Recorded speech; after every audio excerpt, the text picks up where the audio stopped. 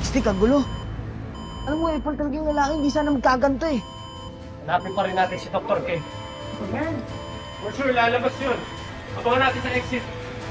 Tara. Tigilan niyo ako!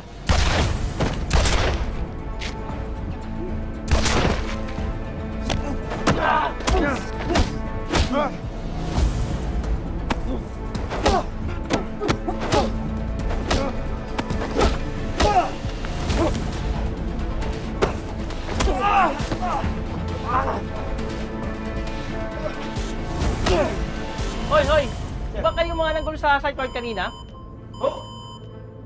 Hindi ho! Nagbabantay lang ho kami. Hinahanap ho namin pasyente namin. Nilaloko niyo ba ako? Tanggal niyo nga face mask niyo? Sir, teka lang naman ho. Anong teka? Tatanggal niyo yung face mask niyo? O i-report ko kayo?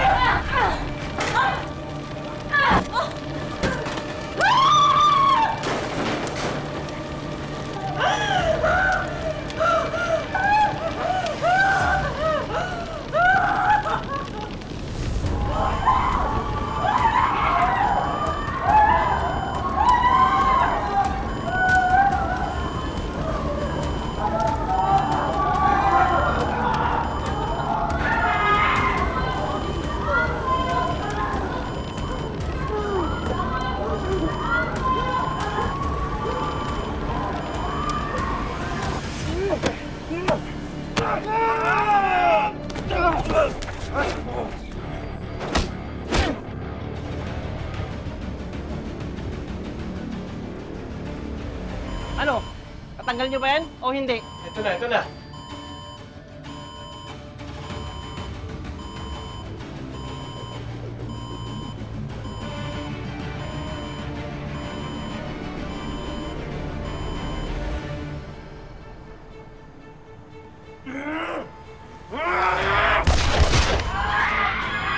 Ano naman si Dr. K na yan?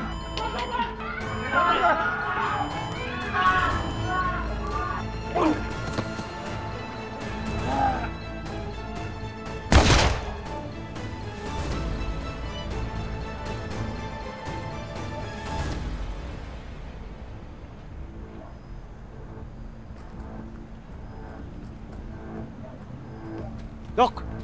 Magtulong sa iyan. Dok! Mukhang patay na nga. Dok, ayun po.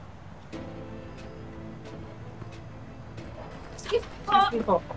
Excuse me.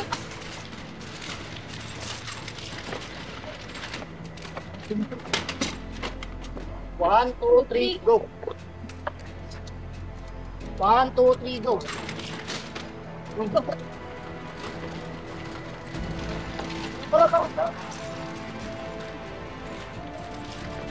Wala na. Tol, baka naman may remedyo pa. Hospital naman to, baka mahabol pa eh. Wala na.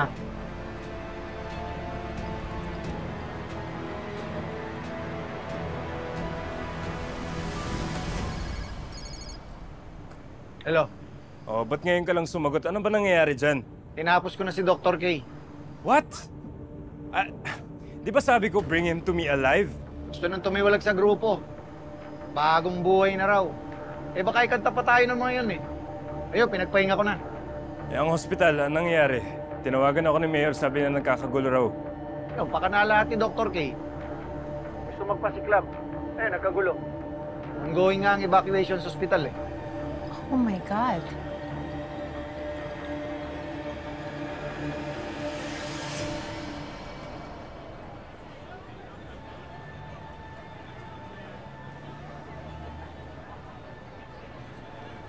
Pambira. Hawak na natin na wala pa. Alam mo, kung sumama nga sana sa atin, sana buhay pa siya. Naitama niya rin sana yung mga mali niya. Karaman niya na rin siguro yun. Dami niya na napatay tsaka nasaktan eh.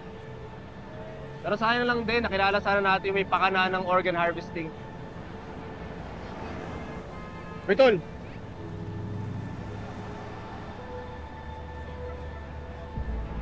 Lapit na sana natin mapatunayan na may kinalaman dito yung mga Victor eh. So sana yung respect natin sa kanila, pero wala, talo pa rin tayo. Di man lang natin mabigyan ng hustisya yung mga magulang natin. Di pa naman tapos ang laban.